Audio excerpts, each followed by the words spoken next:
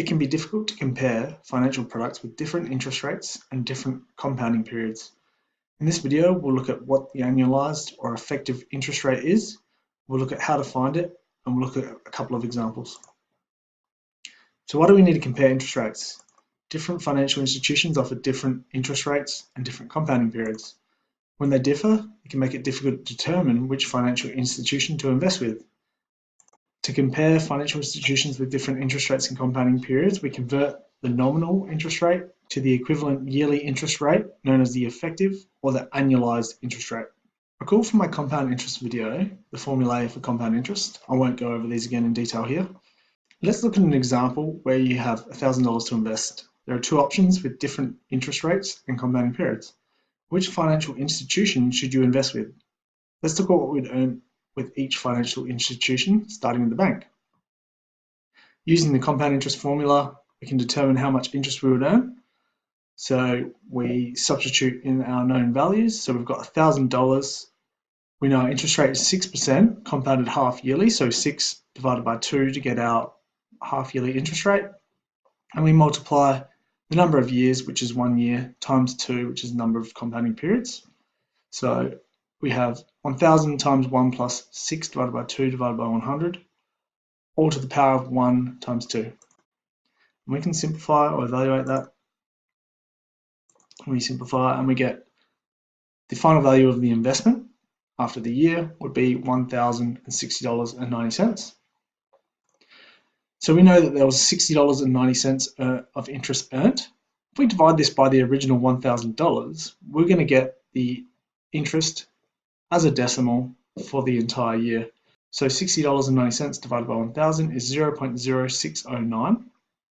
Now we can convert that to a percentage by timesing it by 100. So we get 6.09%.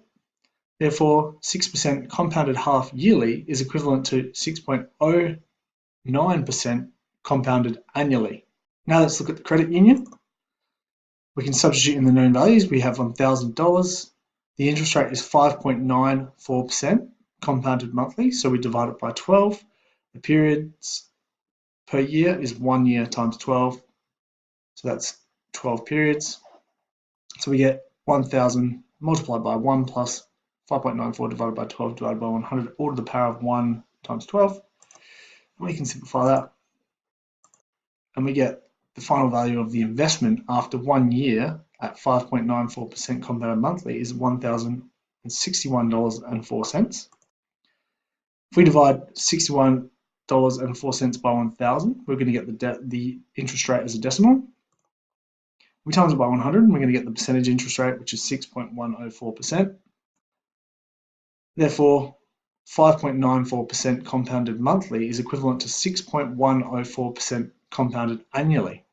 Notice that 5.94% per annum interest compounded monthly has a higher effective interest rate than 6% per annum compounded half yearly. You'd earn more interest by investing in the account paying 5.94% per annum compounded monthly, even though it has a lower nominal interest rate. Let's look at another example. This time we'll find the yearly multiplier.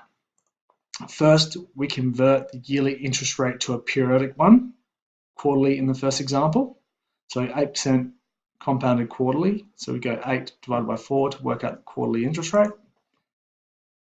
Then we convert the percentage to a decimal. So we divide it by 100.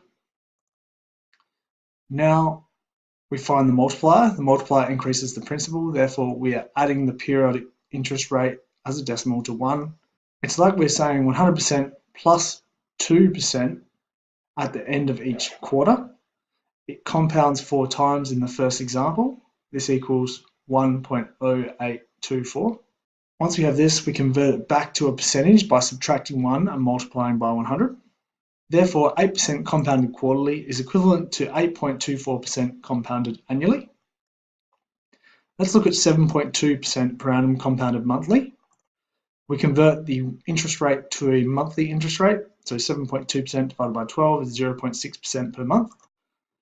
Now we convert this to a decimal, dividing by 100, we get 0.6% divided by 100 is 0.006. Now to turn that into a yearly multiplier, we add 1 to the power of 12. And and we get 1.0744. Now to convert it back to a percentage, we take away 1 and times it by 100, and we get 7.44%. Therefore, 7.2% compounded quarterly is equivalent to 7.44% compounded annually. In this case, you're better off going with the bank at 8% compounded quarterly.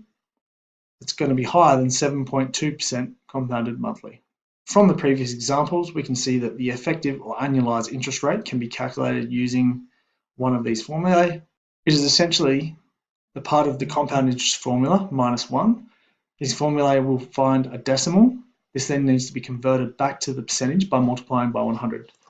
We've got the effective rate is the annualized or effective interest rate. R on the left is the interest rate as a percentage. I on the right is the interest rate as a decimal. K is the number of compounding periods.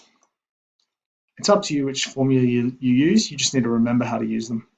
And that's it. Thank you.